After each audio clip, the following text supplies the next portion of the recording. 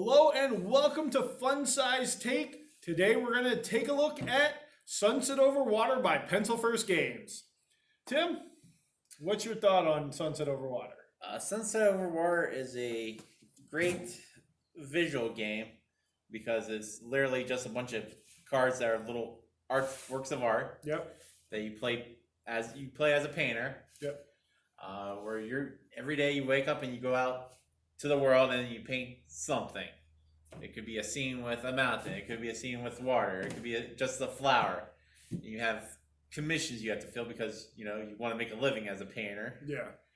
So it's very thematic with I have to go paint and then these people are requesting things. So I'm going to go try to in that direction of where those things are.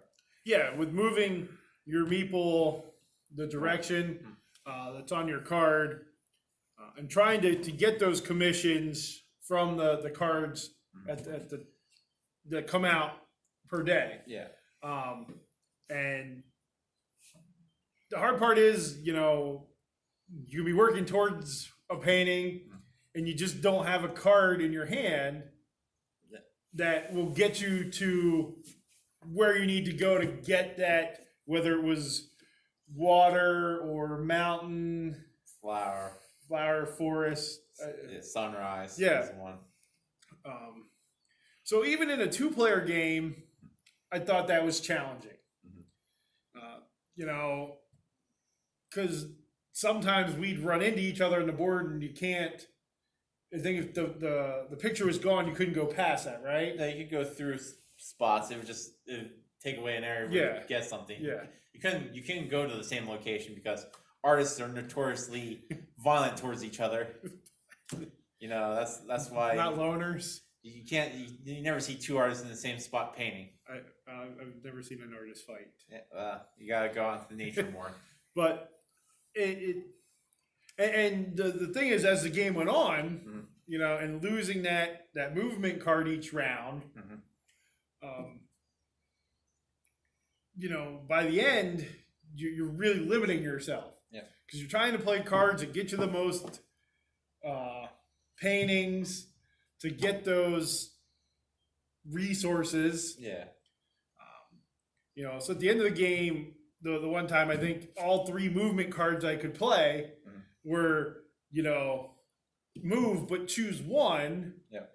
And you have to take the one you land on. Yeah.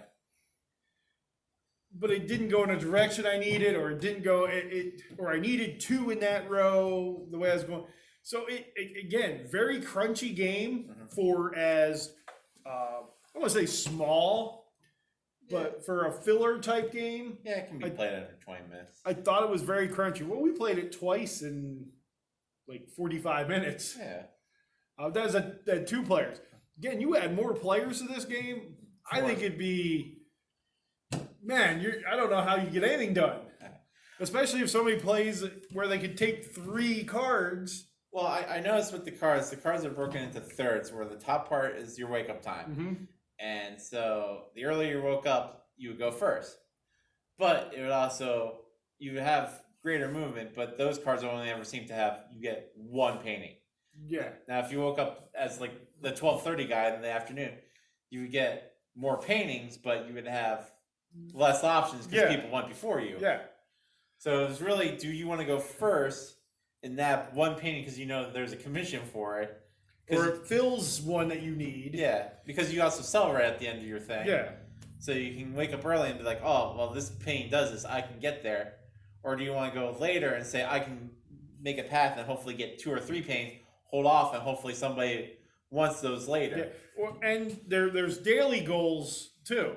Whether it's you're the last person to do this, the last person to do that. Yeah, so the person last always has a chance at something. Yeah, I mean, so as the game winds down, do you try to plan to be that last person? Because you can get some extra points there. Yeah. So I do believe at 3 or 4, this game could be very chaotic. It could be really crunchy. And we have another game that is similar where it's the wake up time filler. Yep. The pastry shop one. Yep. Where whoever plays the earliest time goes first. And to me, as the game goes on, I start regretting playing certain cards earlier. Because I'm like, if I wouldn't have played to get up early here, I could have waited and had more choices at the end because I could have went first. Versus, trying to go first and get certain things at the beginning and then just mass collect and go later at the end. So you could play either strategy there. But again, great game, great artwork. You had a complaint about the artwork. Yeah, I have one gripe, and that's about the artwork. It's 48 cards, but it's essentially 24 cards because there's 2 of each card. Not a complaint worth listening to. It's great art, but I demand from this artist 48 individual arts. Not a complaint worth listening to. Again, beautiful artwork, and that's the thing right now in the board game industry here. Art is a big deal. Yeah. It helps sell games, and we have some great board game artists in the industry right now. Really enjoyed this game. Thought it was great.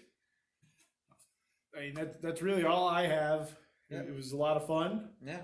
Once again, it's a game that doesn't have any words. Well, the only words it has is for the daily thing. Other than that, nothing has words on them. So it's another language independent game, so you can play with younger kids. Yeah. I think there's only 4 symbols. Yeah, I think you could play this with some younger kids. I'd say 8, 9. It's not an exciting game for younger kids. No, but I guess if they're at the age where they're learning about, risk and reward, like I can move here, now I get these options. Which ones do I want to take? Yeah. The perfect group of gamers, I think, would be people new to the hobby that like artwork, like paintings, pictures. This would be great for them. Yep. But Sunset Over Water, check it out. Please do like and subscribe. We're hoping that you enjoy these fun-sized takes. And as our motto says, hopefully this was good enough.